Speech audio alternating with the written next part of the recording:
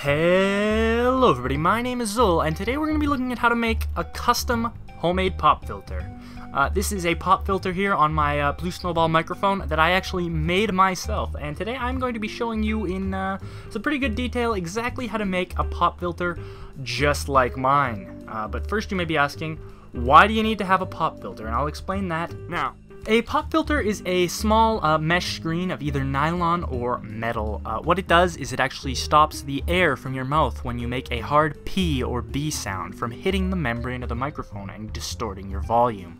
Alright, so to build a pop filter, you are going to need to buy some Romex wire. You can find that at pretty much any hardware store. You're also going to need some vinyl tubing as a cover. You can probably find that in the plumbing section of your local hardware store. You'll need an embroidery hoop. You can find this at any fabric store. I found it at a place called Fabricland. Then you'll need zip ties and nylons that you can get at a dollar store. Depending on where you're attaching this, you'll need a differing size of hose clamp because that's what we're going to use to attach it to the microphone itself. So the first thing that you're going to need to do to build your pop filter is you're going to need to get your nylons and take them out of the packaging. So I'm going to do that now. The reason that we're using nylons is because it's a sheen, flexible fabric that's actually able to dampen the airwaves that are coming towards your microphone. Now, as you can see, I'm stretching them out here in the video. The audio in this part wasn't very good, but stretching it out is actually extremely necessary to make sure that the fabric is just a little bit loose and isn't sort of clinging to itself. It'll help break up the air later. The second thing that we're going to need to do is we're going to need to open up our embroidery hoop.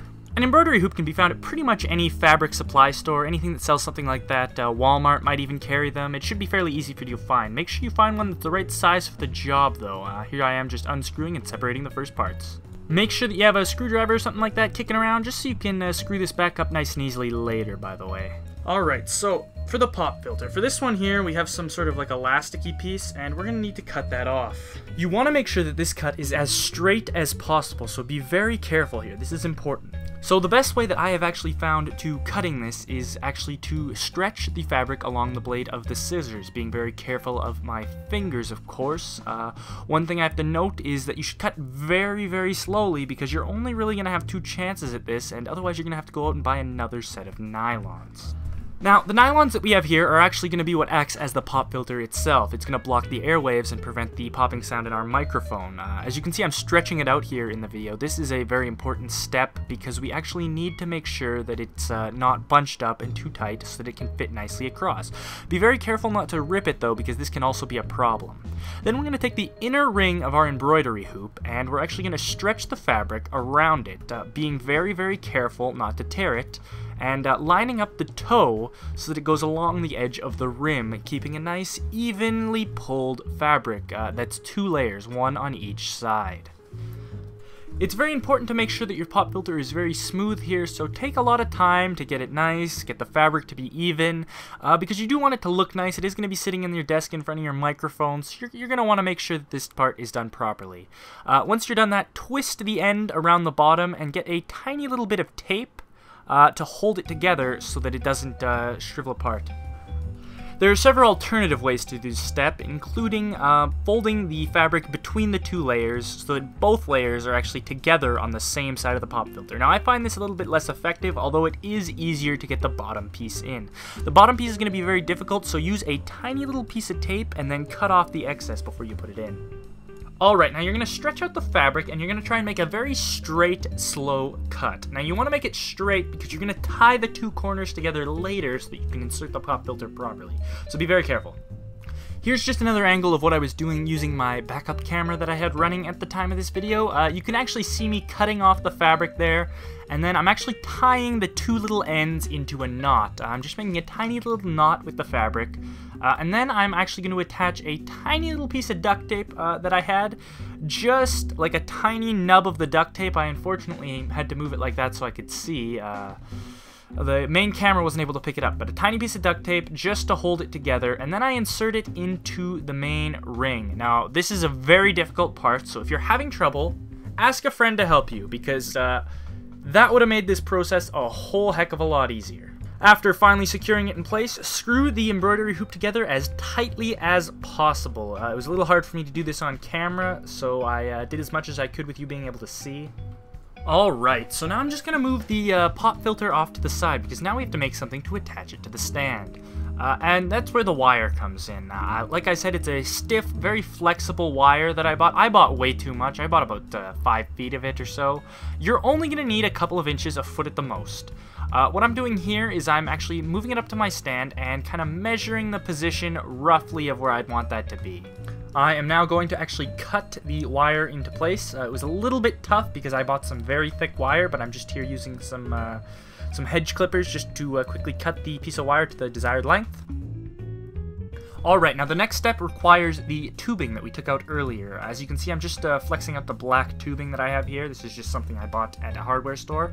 And I'm actually going to insert the wire into it. It's a little bit difficult because I bought a very, very tight-fitting pair of things. This does make my cable very stiff, but it does make sure the pop filter doesn't move. You basically are going to insert the wire in there as much as you can, as far as you need, and then you're going to cut the tubing to the desired length. Alright, so as we can see, we have it right here. Now, you may notice there's a little bit of the orange still sticking off on the end, and I actually end up trimming that off camera because I'd like it to be nice and flush. There's really no reason to have anything sticking out at the end. But as you can see, we have the hose clamp attached to our mic stand now. You just put that exactly where you want it. So in my case, since I'm using a blue snowball, I put it right there at the base. And then we're going to essentially insert that right down at the bottom right there, and then we're going to screw it in place once we get it to the right angle. Here is just another angle for you guys. As you can see, it's firmly attached and nicely screwed on there. So what we're actually going to do now is we're going to take the zip ties and we're going to attach the top piece of our pop filter, the actual part that blocks the popping, the mesh screen that we made earlier. And we're just going to do that by inserting a zip tie in now. So as we can see, I trimmed off that little bit of excess orange wire that we had earlier just so that it was nice and flush. This is a kind of an important step here. And I'm actually going to insert, during the connecting piece to the embroidery hoop, I'm going to insert a zip tie in there. And the zip tie is just going to go around there. As you can see, it's actually inserted in between the two pieces. And then I'm just going to pull it nice and tight.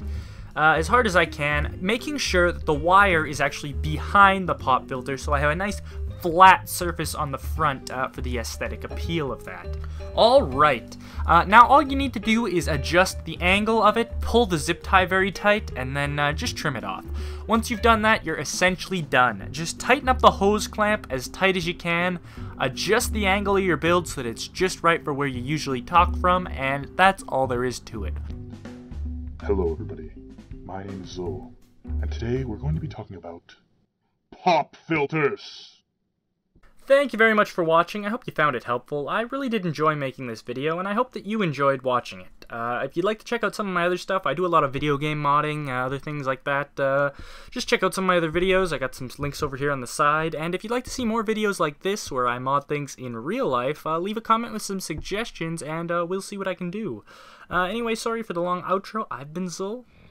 Have an excellent day.